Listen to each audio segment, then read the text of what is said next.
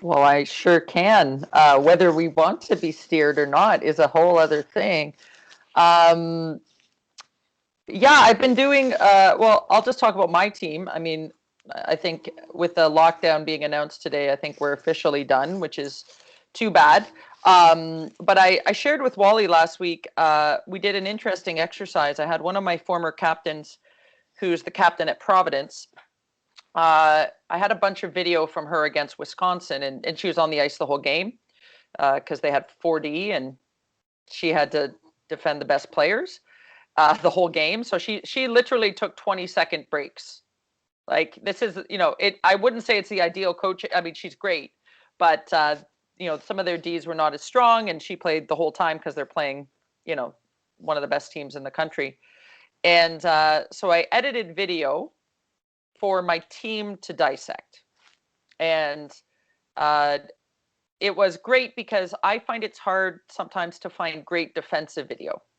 You can go on the NHL highlights or whatever, and you find beautiful goals or great saves, which of course is defending, but it's hard to find high quality clips of well defended one-on-ones unless you actually go in and dissect the NHL game.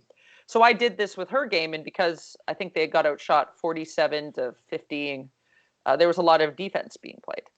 So I'd say I found about 7 clips of various things. She is a defensive defenseman, but also her joining the rush, and just great quality video from ncaa.com. And we watched it as a team, and I did a lot of asking, what do you guys see here? What do you think? What do you think, why did she make this read, et cetera, et cetera. And then we followed it up 2 nights later with Chloe, the captain, coming in and telling us what she was thinking.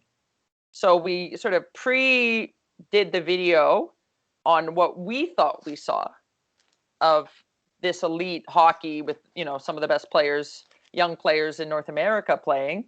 And then we actually asked her what she was thinking, or what details she was focused on, or, what the team system was that they were playing, which I thought was really interesting. And I remember, we've talked about before, with Daryl doing that with, Matthews and Kane and all those kinds of guys. So I thought I'd try it with one of my former players. And she's extremely cerebral, very thoughtful player, understands the game extremely well. So she was able to articulate it as a coach would. She would absolutely be a fabulous coach. And so it was really eye-opening. It was great for me to see what she keyed in on. So I took a lot from it from a coach, things I assumed maybe the coach had scripted or said, okay, we're going to focus on this detail when you do this. She's actually like, no, that wasn't scripted. I just did that.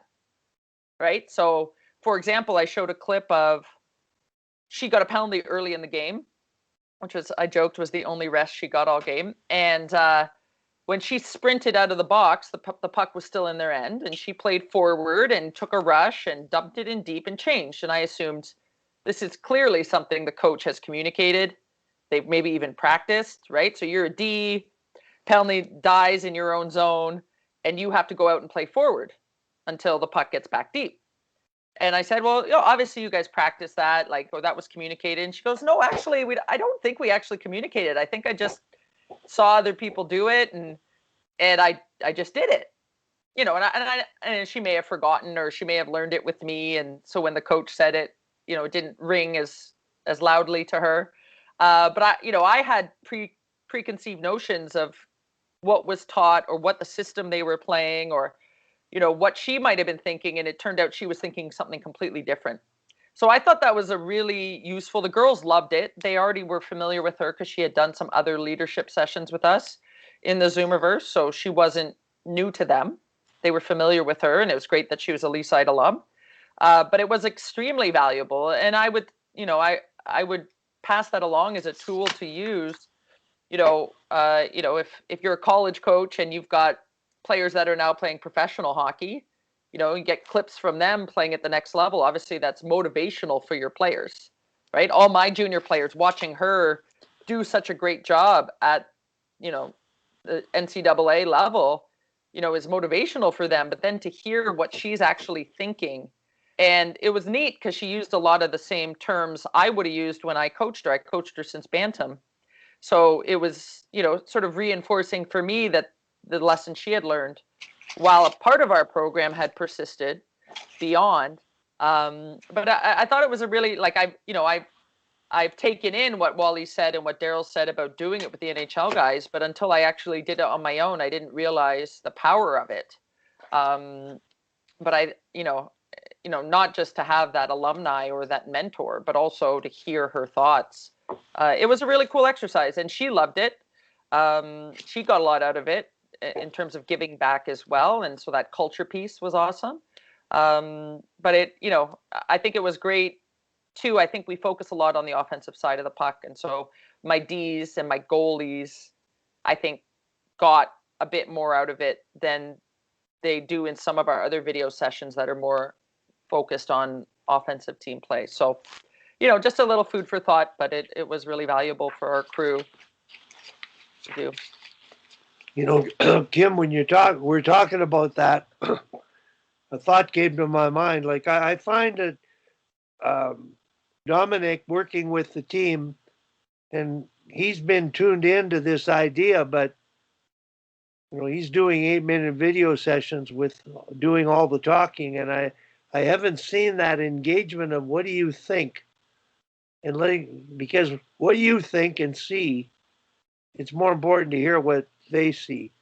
So Tom, I'm thinking back to your video sessions in your room before they went on the ice on that small screen. Whether I could hardly see the highlight because the screen was so small, but it just dawned on me with what Kim did. If you can send that to them to look at online before, and then show it again the next day and tell them, what did you think about it? What did you see in it? And if they don't, you can do your talk, but they should be able to tell you the things that they saw. And that's a way of engaging them, because I think they're waiting for you to tell them everything, and they're not really seeing and really digesting it, which I think, Kim, as you might have discovered, like Daryl did, once the players start looking at stuff in a little small group like his did, their level of thinking is beyond our level of coaching, and at the NHL level at any rate. But I just taking it to another level, I think, and that's the idea of, I think, coaching in the future is being able to do that. That's just sort of my opinion. I got a big bias because I was one of those guys who used to do 2 video sessions that were one way, too long. Players were tuned out, and I felt really good about them, but that wasn't very productive. So, Well, and it's been great, like, not being on the ice now, and I think it was Daryl who said, we need to create a library of only female hockey clips. And I thought to myself, I've been using NHL clips, which is great, but now this see it, be it for the women, I think, is really powerful. And so all the clips I've shown since I had that conversation with Daryl have been female only. And now, because we've had the PWHPA playing, we've had the NWHL playing, I've got a bunch of NCAA video I've clipped. I've got next level female players, and I've got quite a bit of footage now of them executing and sorted. I'm not quite as sophisticated as Tom's sorting of all his drills on his website, which I think is amazing. I need to work on my categorization. But we did, I did a video session with them last night on the goals Boston scored in the NWHL finals or semis and finals on the weekend. And I just picked a common theme between all of them, and it was all late east-west passes across the crease.